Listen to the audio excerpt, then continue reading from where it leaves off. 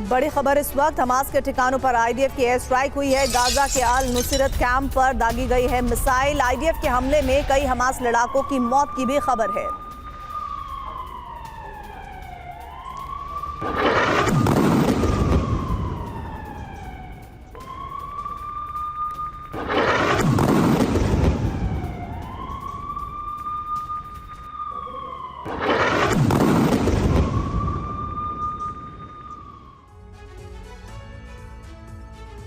Iran और ईरानी Israel और Iran proxy में जिस तरह से कई मोर्चों पर महाजंग छिड़ी हुई है, वो 2 हफ्ते के बाद ही परमाणु जंग में बदल सकती है।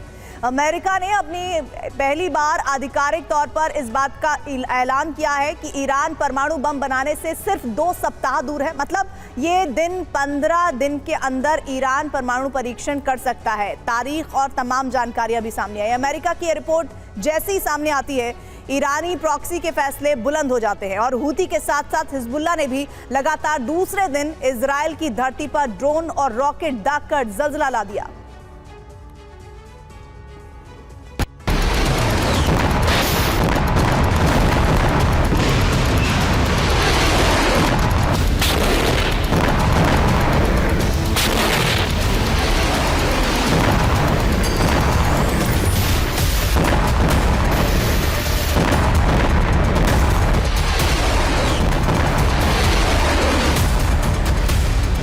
ईरानी प्रॉक्सी ने इजराइल के खिलाफ अब तक की सबसे बड़ी जंग छेड़ दी है। इजरायली धरती को हूती दहला रहा है।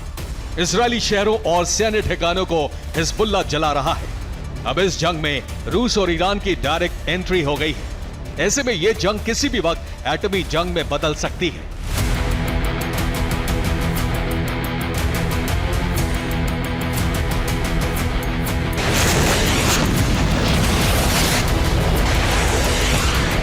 ईरान और रूस अरब में किस तरह से परमाणु आग भड़का सकते हैं, इसकी सबसे विश्वसनीय रिपोर्ट आपको दिखाएंगे। लेकिन सबसे पहले आपको इजराइल में हिजबुल्लाह के हमले की रिपोर्ट देखनी चाहिए।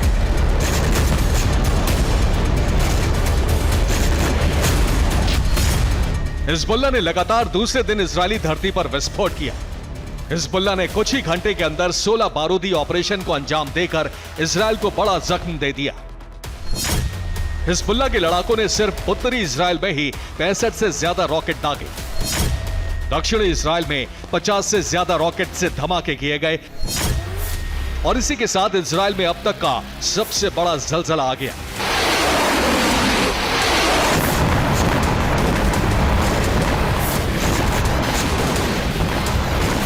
हिजबुल्लाह ने सिर्फ इजराइल के शहरों को ही नहीं बल्कि आईडीएफ के बेस पर भी रॉकेट दागे।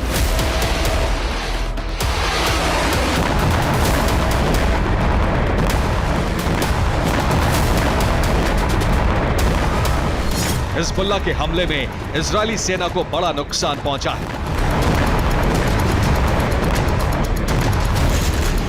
हिजबुल्लाह अब नई मिसाइल ईरम और नए रॉकेट वॉबल से हमले कर रहा है। इजरायली एयर डिफेंस इन हमलों को इंटरसेप्ट नहीं कर पा रहा है।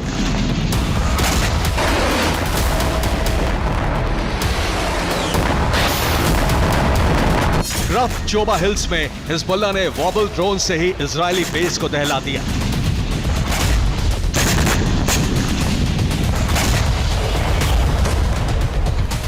जिस वक्त इजराइल पर हिजबुल्लाह और हूती बारूदी वज्रपात कर रहे थे, उसी वक्त इजराइल के आसमान में एक लड़ाकू विमान पहुंच गया।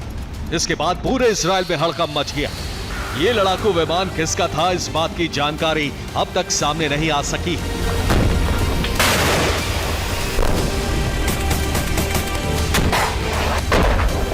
हिजबुल्लाह इतना खतरनाक इसलिए हो गया है, इतने विध्वंसक हमले इसलिए कर रहा है क्योंकि उसे रूस का समर्थन मिल गया है।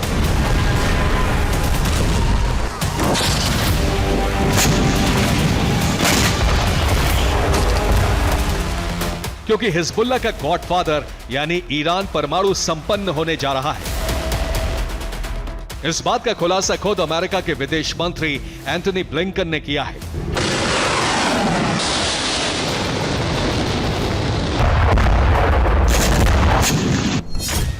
ब्लिंकन ने कहा है कि ईरान परमाणु हथियार बनाने से सिर्फ 2 हफ्ते दूर है।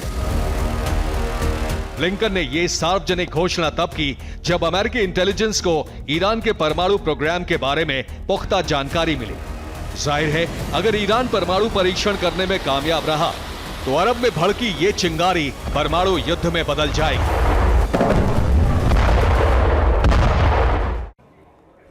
तो सवाल यही है कि क्या ईरान 2 हफ्ते के बाद सच में परमाणु परीक्षण करने जा रहा है? क्या ईरान का सालों का इंतजार पूरा होने वाला है? फिलहाल इस बात की संभावना बहुत ज्यादा है, क्योंकि अमेरिका का विदेश मंत्री हो या रक्षा मंत्री, कोई भी इस तरह का आधिकारिक बयान बिना किसी ठोस सबूत के जारी नहीं करता है। परमाणु हथियारों की watchdog international atomic energy agency यानी IAEA के मुताबिक ईरान के पास इस वक्त 5000 किलो से ज्यादा संवर्धित यूरेनियम का भंडार है।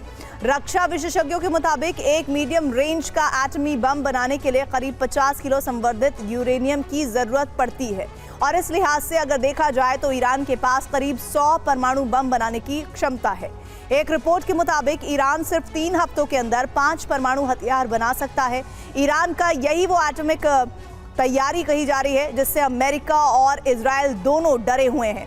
अगर ईरान परमाणु संपन्न हो गया तो इससे अरब का पूरा समीकरण ही बदल जाएगा।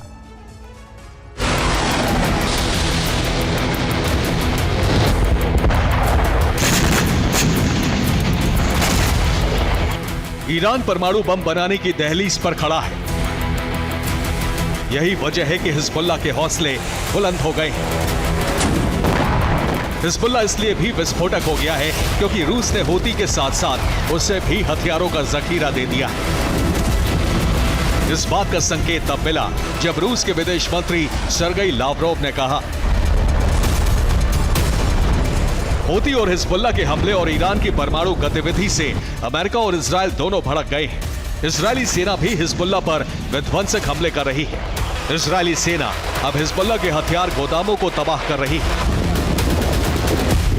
लीदा से लेकर हौला और टायर हरता तक हिजबुल्लाह के ठिकानों और बंकरों को खंडहर बनाया जा रहा है। लेबनान में ऐसी ही एक जगह पर पहुंचे TV9 संवाददाता सुमित चौधरी। मैं इसे ताइफ हरफा के इलाके में हूँ। ताइफ हरफा वो इलाका है जो आर्म्स एंड एम्यूनिशंस का आप कह सकते हैं कि एक बेस था हिजबुल्लाह का, जिसको कल रात को टारगेट किया गया। और ये देखिए कि यहाँ पर मल्टीपल टारगेट्स इस समय इजराइल की तरफ से किए गए हैं। देर रात पूरी बिल्डिंग बर्बाद कर दी गई है। कल मल्टीपल एयर स्ट्राइक्स की गई थी। TV9 संवाददाता सुमित चौधरी लेबनान में उसी जगह पर पहुंचे जहां इजराइल की बमबारी में हिजबुल्लाह के रादवन ब्रिगेड का कमांडर मारा गया था। वहां इस वक्त क्या मंजर है, बता रहे हैं सुमित चौधरी। एयर स्ट्राइक्स इसलिए की गई थी क्योंकि यहीं पर हिजबुल्लाह ने अपने बहुत बड़ा जखीरा अपना आर्म्स एंड एम्यूनिशंस का छुपाया हुआ था, मिसाइलों का खास तौर पे, जिनको टारगेट कर रहा था। और उसी के बाद इजराइल ने यहाँ पर ये एक्शन लिया और इन इलाकों में टारगेट शुरू किया।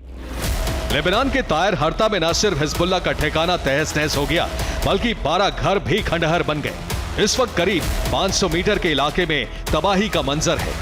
आपको मैं हर तरफ दिखा रहा हूँ कि जो स्ट्राइक्स की गई वो हर इलाके में की गई। जहाँ जहाँ मौका मिला, जहाँ जहाँ उनको इनपुट मिला, उसके आसपास के घरों पर भी इस तरीके की स्ट्राइक्स की गई थी इजराइल द्वारा। और देखिए हर 10 कदम पर मैं आपको इस तरीके की तबाही, इस तरीके का मंजर दिखा रहा हूँ, आपको समझा रहा हूँ कि ये क्या माहौल है इस समय का।